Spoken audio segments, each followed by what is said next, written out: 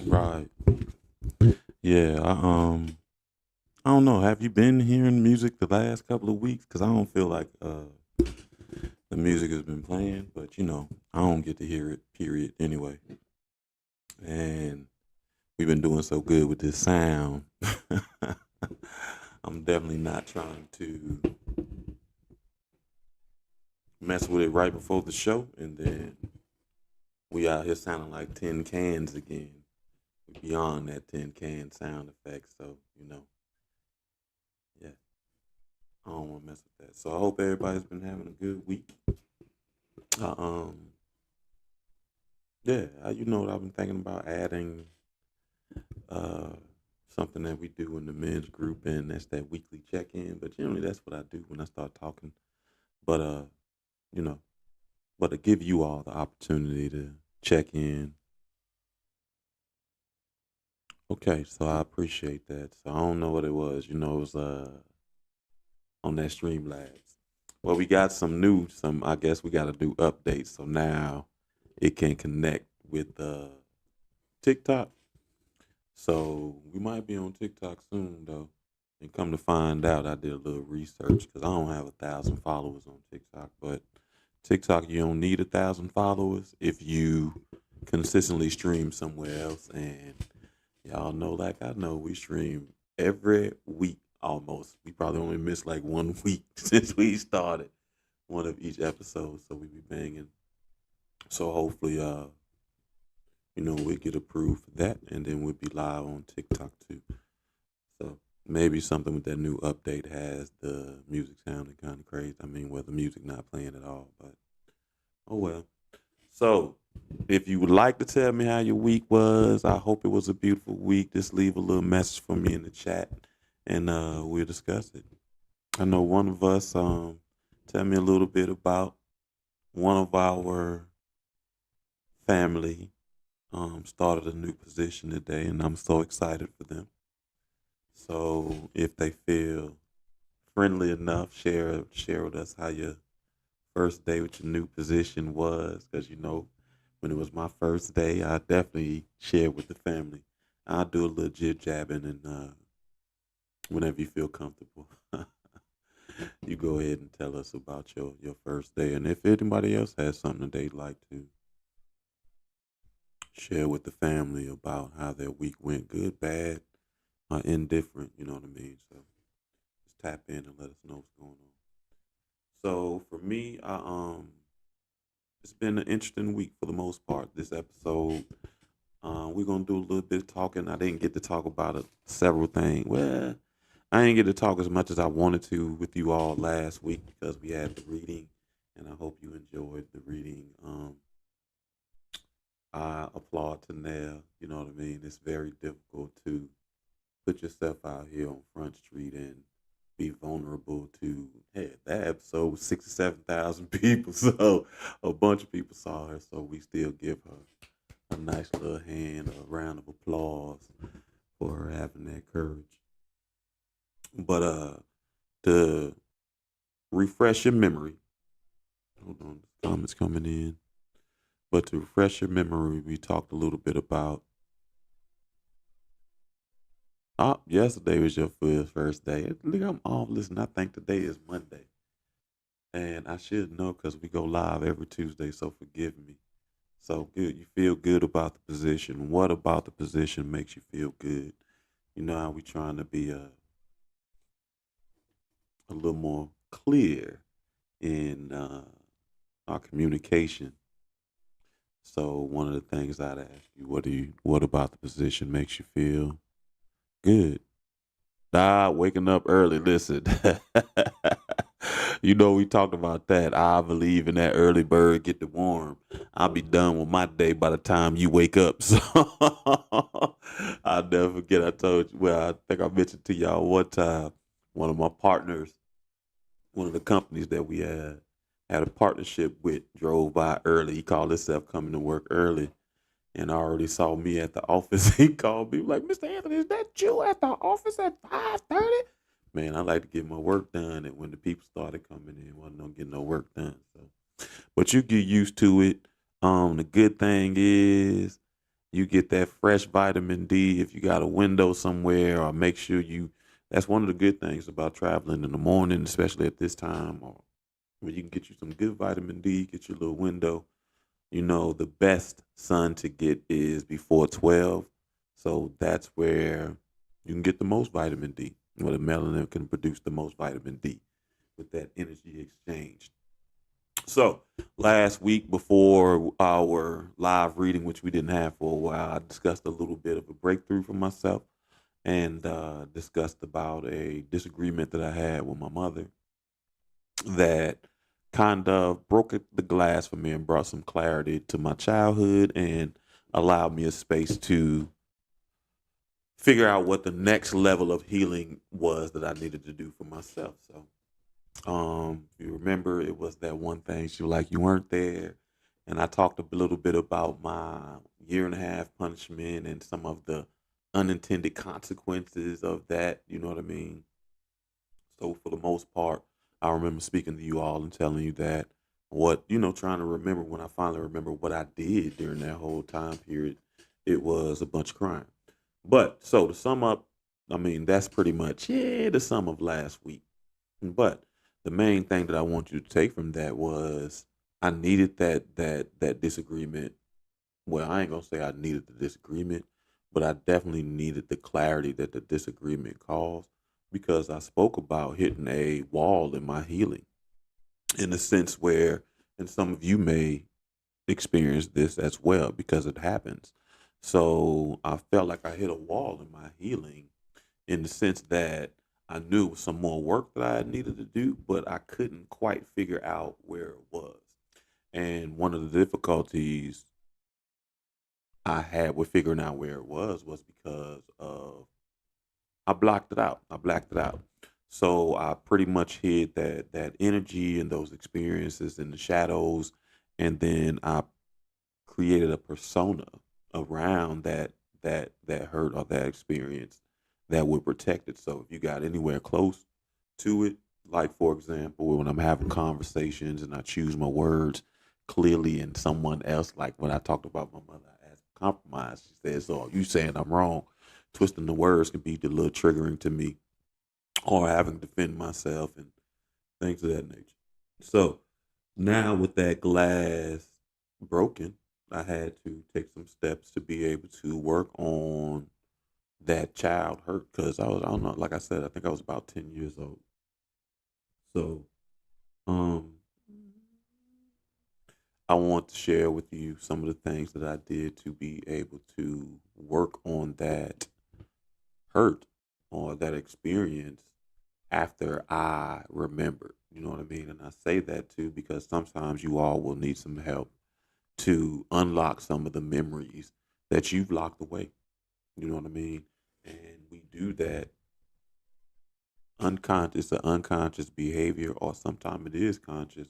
We have an unconscious behavior, and in a sense, it allows us to protect ourselves. So, for myself, like, we're in this process of releasing. We're not trying to cope.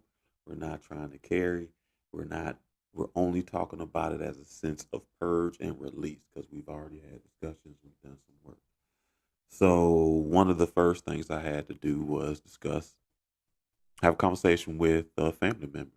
And this is one of the reasons I appreciate having siblings outside of one of my previous employees stopped and told us one day.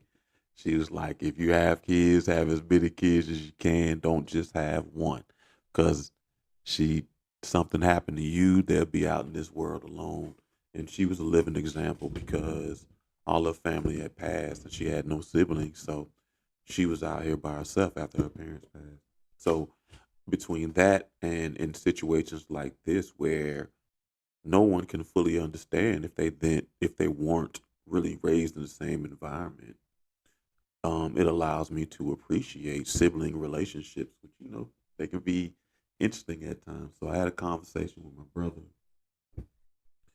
and really, my brother gave me some real perspective.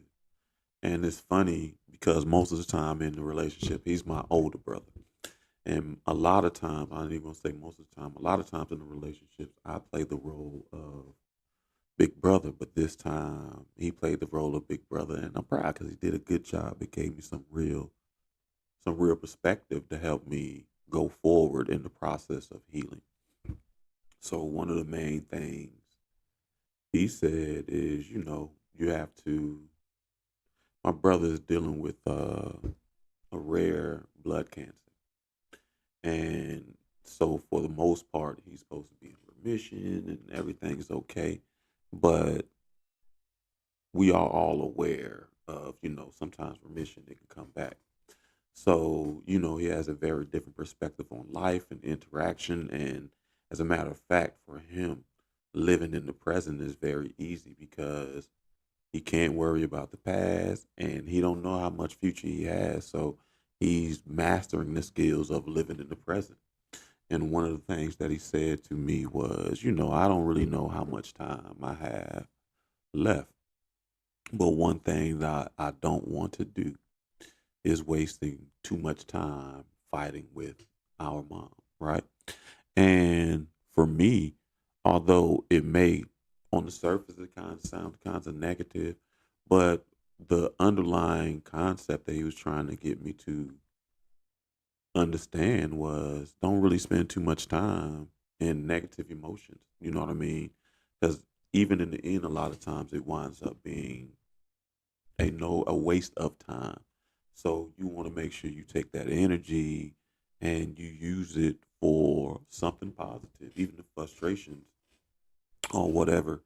You do that to try to, give yourself some sense of peace. And then another major thing I did was something that I do for myself. I did a little Reiki on myself, and I took a spiritual journey, which we've talked about before. I've had one before, and but this one was a little bit different because my intentions were totally different. And I went into this journey clearly wanting the opportunity to speak with my 10-year-old self, my energy that the energy that I held on to from that experience. I needed to get that energy to the forefront and allow myself some time to be able to heal that energy. Excuse me, and work on myself. And it was a very interesting dynamic to be in because when you're in this sort of meditative state, you can see a lot of things. And it was very interesting to see my current self, my current energy, because it's always not in physical form, but you can necessarily see the energy. So my current energy taking time to heal my old self. And it'd be wild because how I recognize that my physical was moving in that old energy is because it's funny because people used to talk bad about me sitting crisscross applesauce.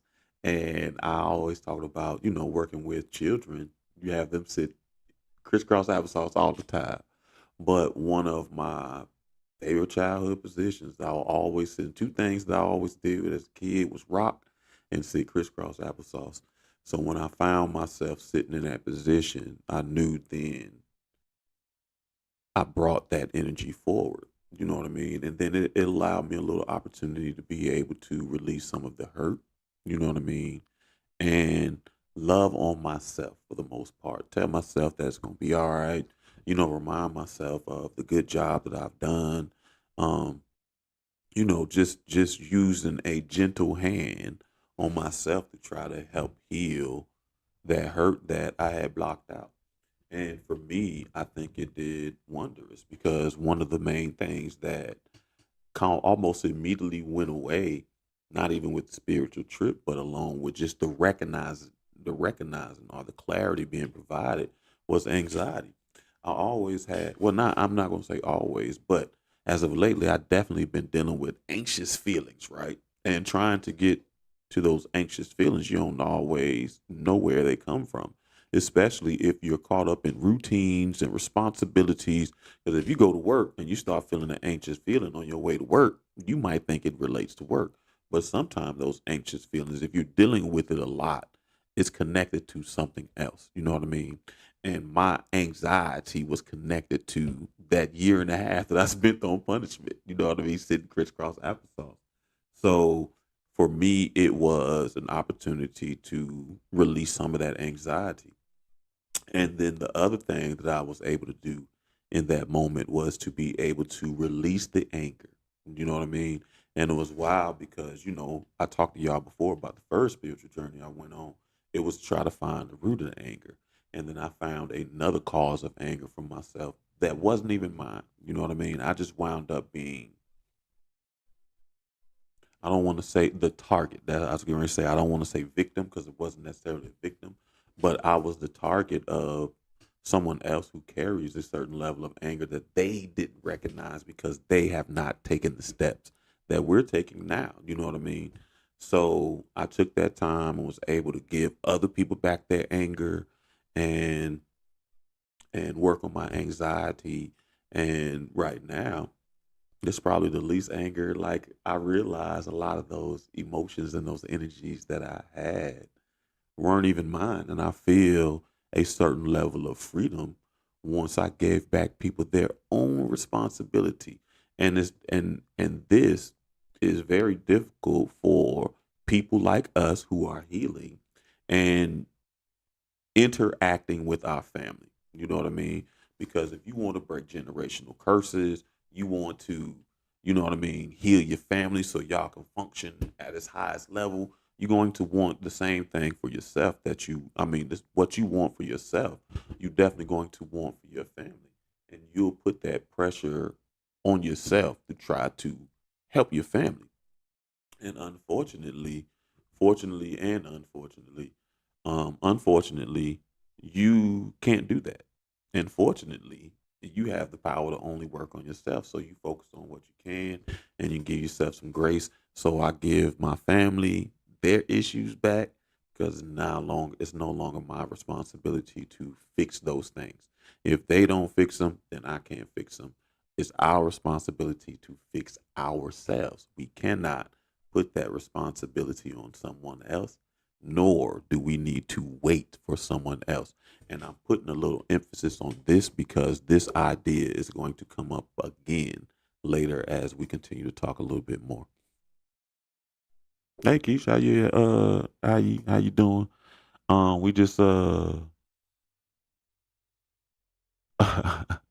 we just talking about how I worked on healing myself after I realized that major hurt when I was on punishment for a year and a half. And if you want to check in, tell us how your week been going. I know you just had a presentation that you did, and I think the family would like to know how your presentation went because I know you were. It was group work. Group work sucks, even as an adult, and I know you had a little. You had some emotions and feelings get prior to that. So if you got a little time or if you feel like sharing with us, put it in the comments what you how your presentation went. So as you see, I'm being invested. So I do pay attention to the people and I like to know what's going on in your life. So it's really not just me sharing my life. As often as you feel comfortable to come on here and share your life with us, whether it be in chat or live, I expect to do the same thing. And I appreciate that as far as great real life examples of the benefits of doing the work. And I say that too because a lot of us, thank you, Kelly. A lot of us carry the responsibility, the burden, the weight of breaking those generational curses. You know what I mean? So, like I said, I'm realizing that I've done some amazing things that nobody in my family has ever done and probably will ever do. You know what I mean? And that burden alone, a lot of times, will make us try to push our gifts onto our family. You know what I mean? And Kelly, you know. I appreciate you telling me that you're glad that I gave people their energy back because I will carry the weight of the world, fighting to argue with anybody. I'm going out of control. So, but speaking on to that, the other thing that it did while I was working on myself, it allowed me something that we talked about last week. That was a theme that was coming up in my life. This idea of practice what you preach. We hear that a lot. And I mentioned to you all last week. I really didn't understand when people were saying that because most of the stuff I preach to anyone, I've already done. You see this gray hair.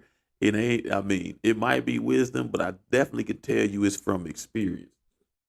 So, what the healing process for that situation also allowed me to do was practice my own advice, practice what I preach. You know what I mean? Take my own advice.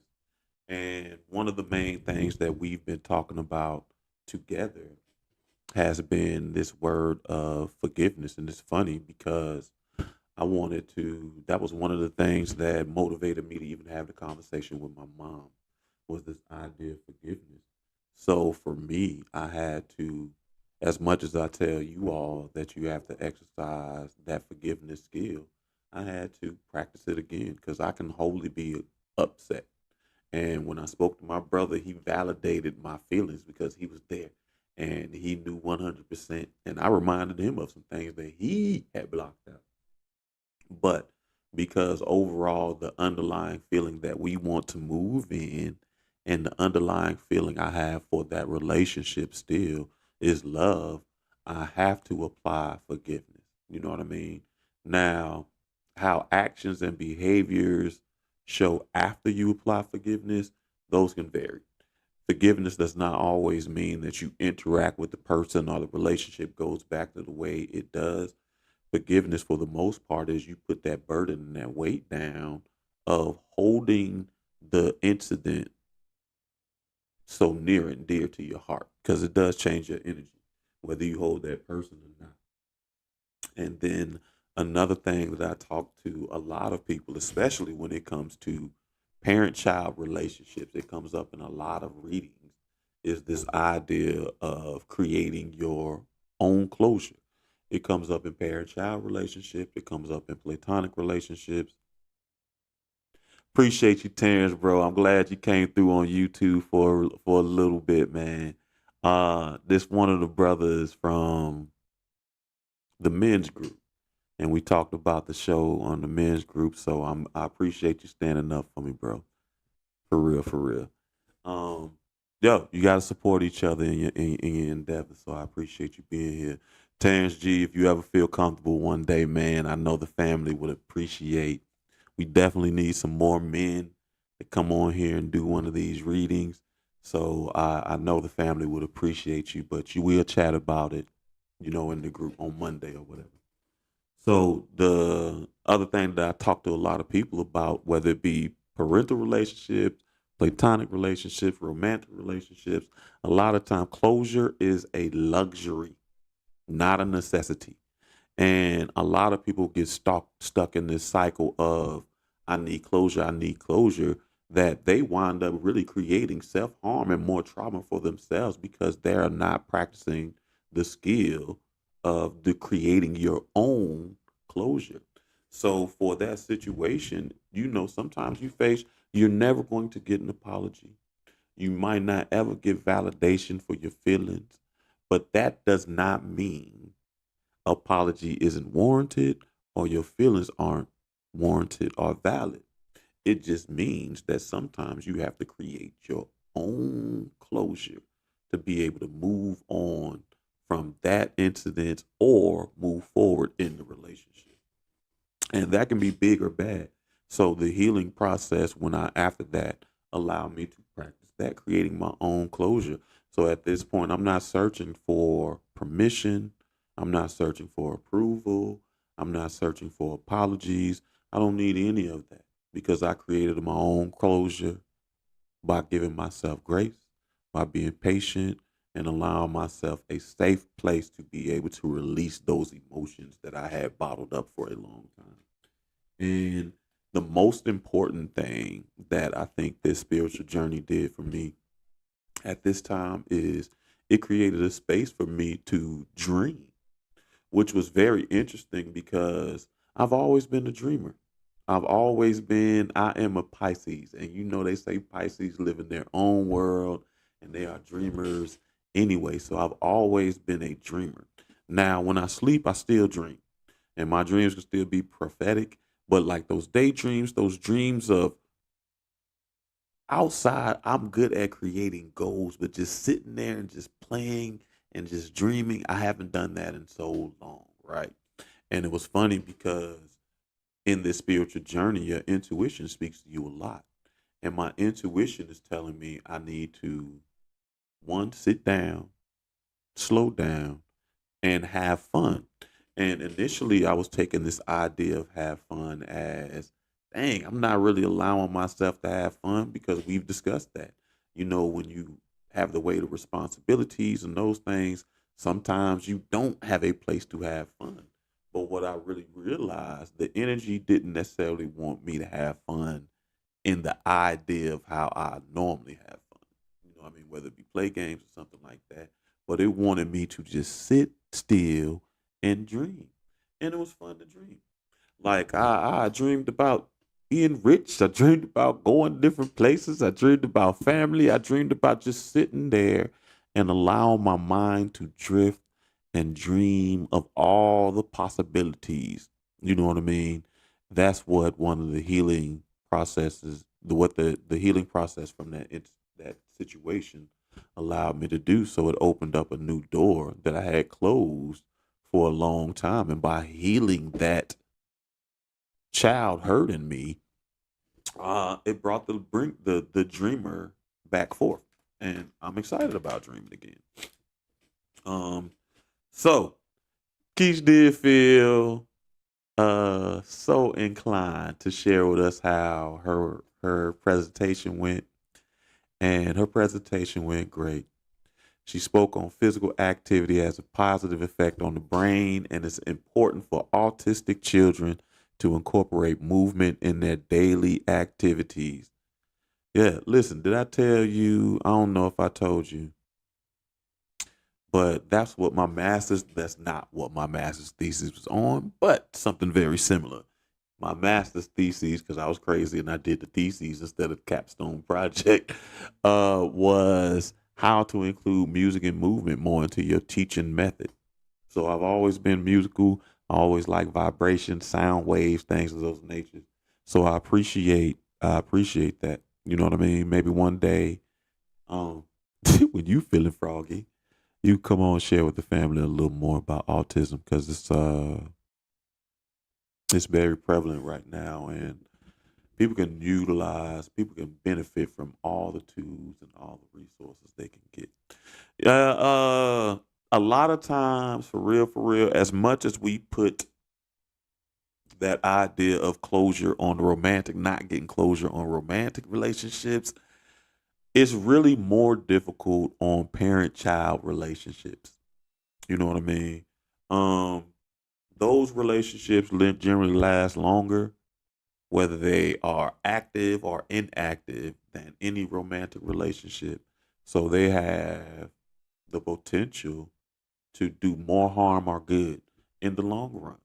So it definitely, and especially when you have good parents. When you have bad parents, they don't care. You know what I mean? So, but when you have good parents, they really did try their best. So it's difficult for them to be able to put themselves in a position of I did wrong and be able to apologize for the wrong they did because they're thinking about their intentions. You know what I mean? And we talked about that a bunch. Intentions really don't matter, outcomes do. You can have the best intentions in the world, but create a personal hell for someone you're trying to help. So it allowed me to dream and all of those stuff. Glad. So interesting in the men's group, we had a question that really made me think, and it was a perfectly timed question because I was in the process of processing um my life during that age between 12 and Yeah, between 12, middle school through high school, where we talked about how much alone time I spent. So one of the questions that I thought was rather intriguing was how did I learn about masculinity at that age? And the funny thing about it was the main it really forced me to take a pause and think about what were my main influences at that point in time. And you remember this is coming from a person who spent a lot of alone time. I was a lot of because that second shift to the 11th prime family time, and for your child to be alone, that is a huge risk for your child to be alone during prime family time. But for me, when I was that age group, which is part of the problem, my main model or example of masculinity was my brother,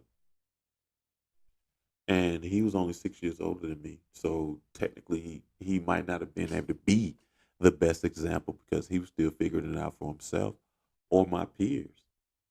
And peers aren't the best example because they have the same shortcomings I do. And the thing about it was, uh, I did my best, and my mother tried to try to give me some ideas on what a man could be.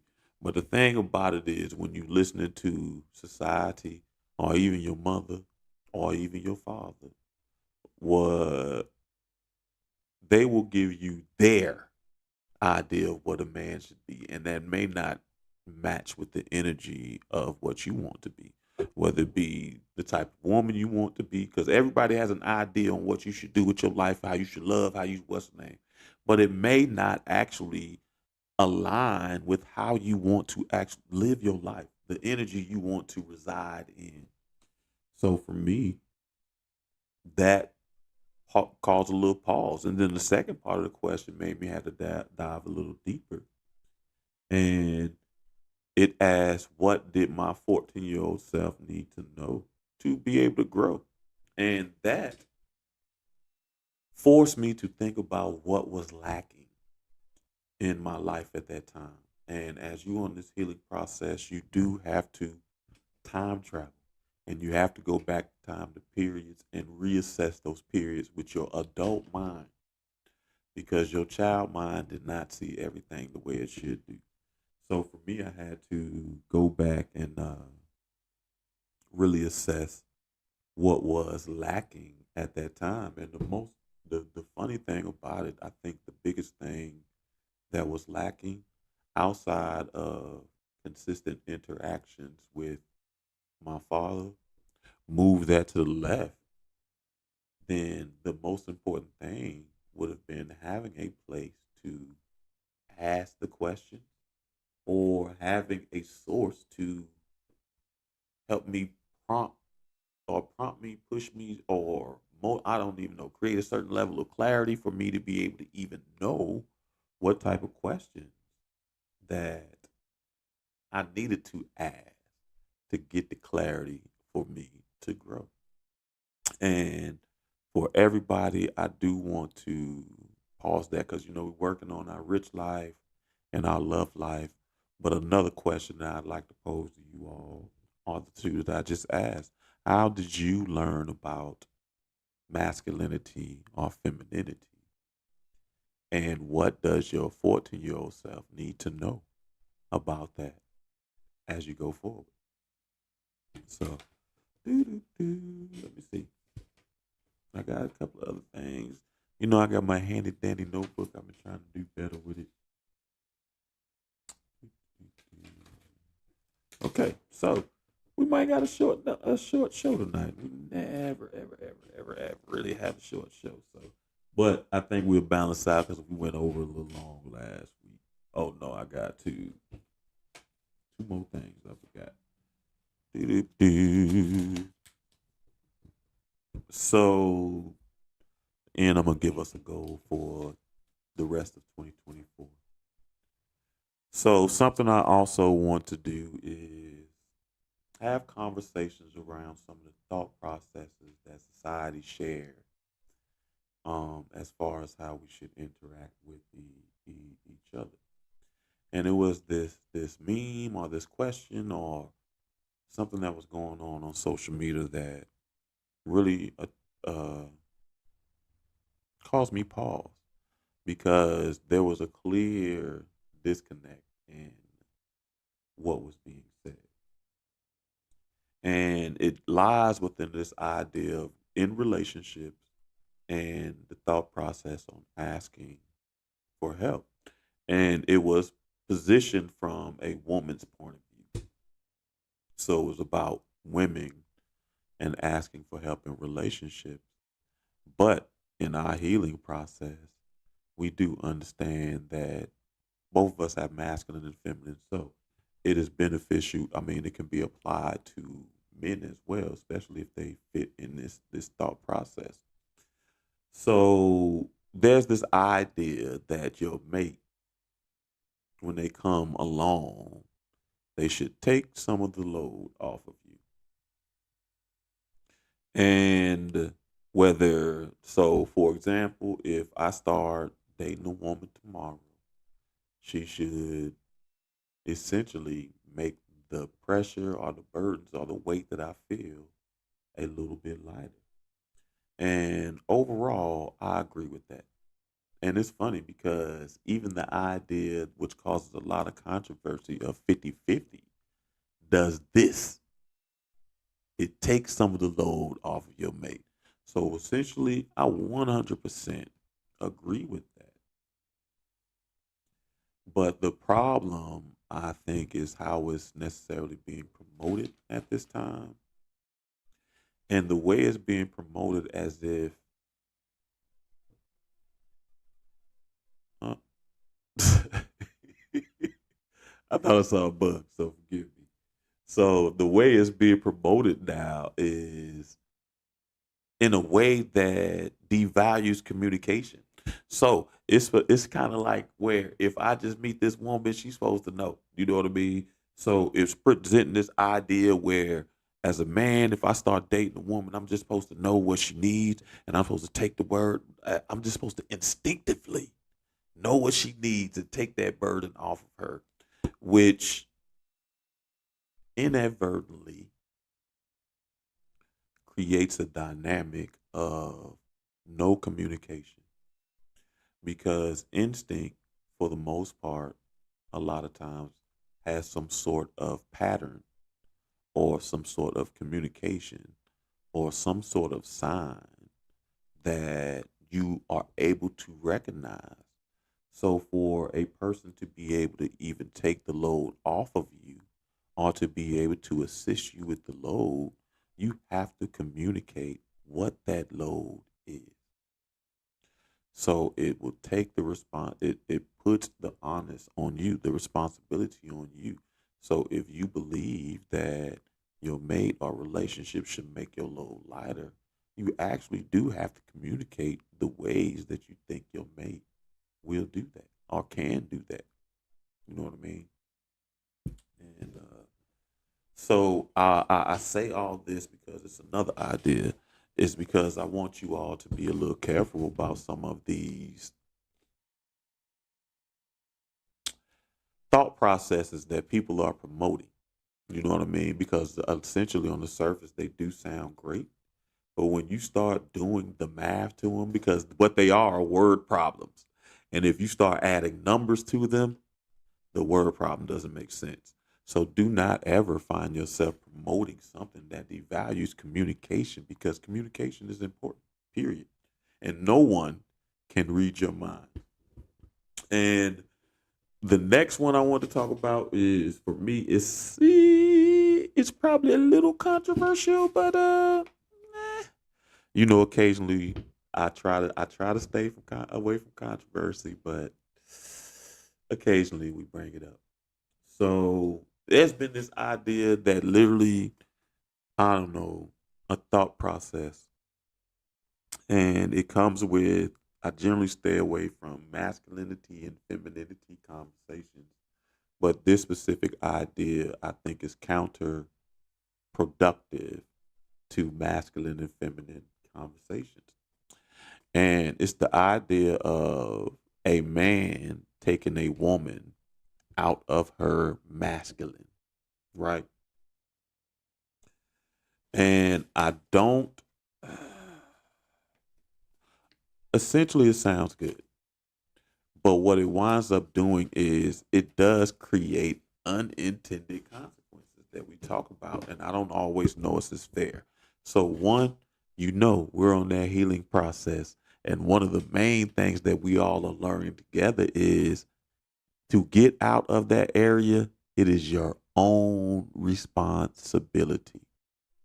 So, if you are a person, a man functioning in your feminine, please do not wait for a woman to help you figure out how to be a man.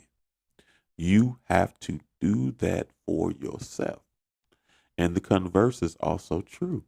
If you are a woman functioning in your masculine and would like to function in your feminine, you cannot put that responsibility on someone else. You have to do the work yourself.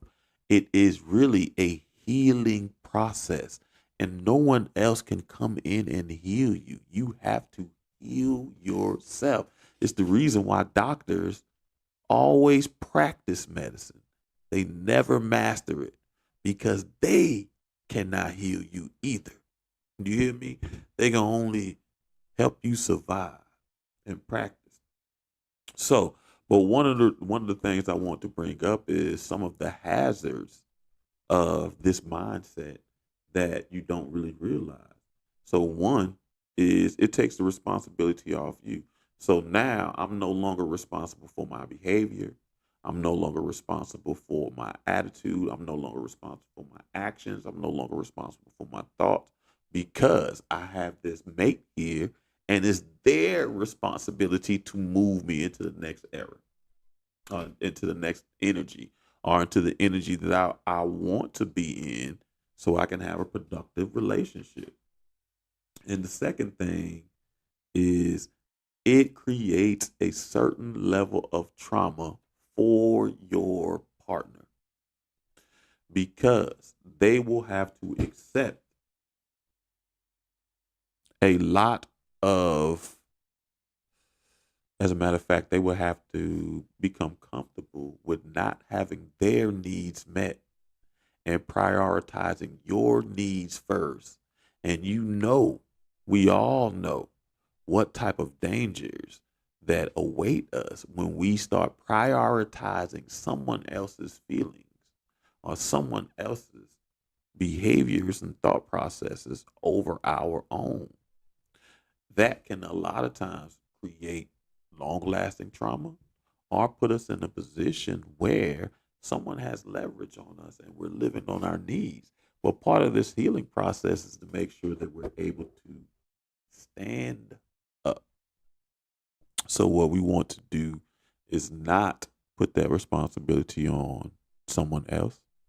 So, if you are functioning in the energy that you don't want to function, the best someone else can do is help you, whether it be point you in the right direction, give you a little bit of extra energy that you need to push you over the hill, then you do that.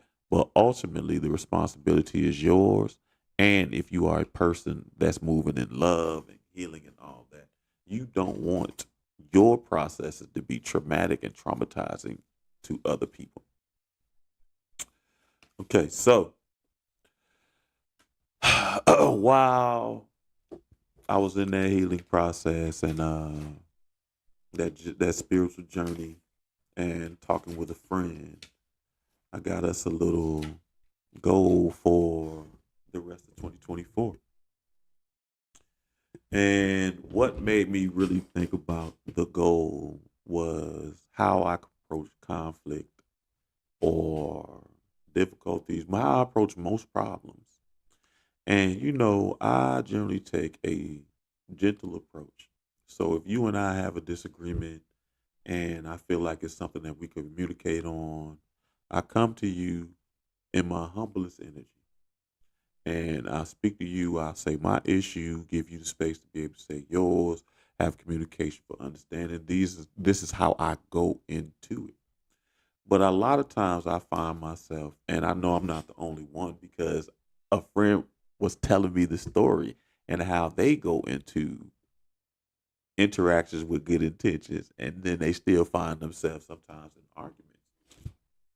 So I realize sometimes I can go into a situation with a good intention, and depending on where that person is in their own healing or their own processes, they may not be able to receive good intentions. You know what I mean? So, like, that's why we talk about having the benefit of the doubt in our love life, because some people are not in a space to receive good intentions without looking at them with scrutiny or skepticism. So we want to so in those situations, I'd find myself arguing with people because I'm trying to defend my point and I'm trying to tell them that I'm trying to be gentle and all of these things, but it would not work out like that. And it's wild because when you're interacting with people like that, at times they'll have you believe that you did not even try to approach it correctly, and they'll have you second guessing yourself like, did I just come in here with a bad attitude or anything? So like for example, when I talk to you all about um the icing on the cake, that was the example. So I had all the best intentions, but we still wound up having an argument over the icing on the cake. Or we talked about the conversation I had with my mom. I had the best intentions when I went in there just to ask for compromise. I approached her gently. You chose my words correctly, but somehow I still found myself in a argument. Some people are just not in the space to be able to receive that gentleness. So for the rest of 2024 and moving forward, one of the things like I did in my healing, I gave people their energy back. We're giving everybody their energy back. And going forward, what we want to do for ourselves is surround ourselves with people we can be gentle with. Because you know it's some people, no matter how gently you approach it they will not receive it. So we want to make sure that we are interacting with people who can receive our gentleness and reciprocate our gentleness. So if we're surrounded with a gentle energy, it's more likely that we'll be receptive of that gentle energy or be plugged in to be able to receive that gentle energy in our lives.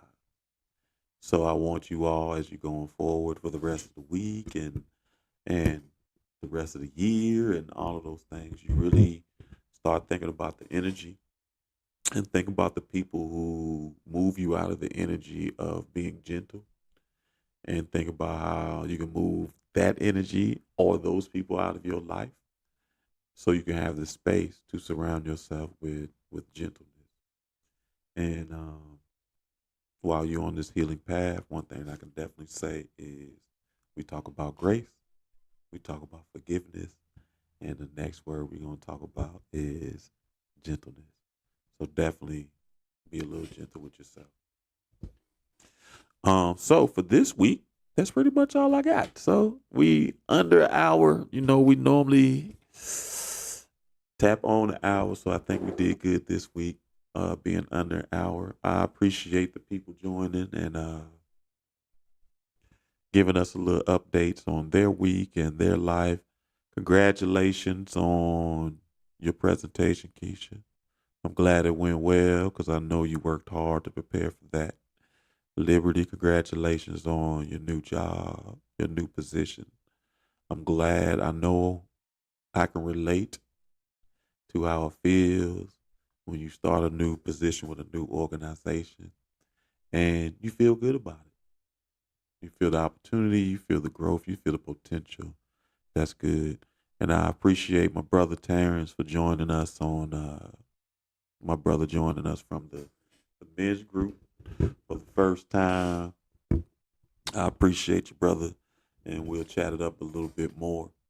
Um, if anybody's into camping, we have a camping event going on May 4th, something like that. You got a little time in Polkton. So I'll probably share the information on my page. So uh, just stay abreast of my page, and you guys can mess around and go camping with us.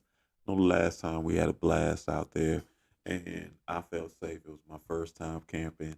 I ain't hear no wild animals. Well, no, as a matter of fact, I've had more wild animals bother me in the backyard than I did in those woods that night. So, but again, I thank you all for joining us. I thank you for your time, your patience, your vulnerability. I thank you for enjoying this soul food.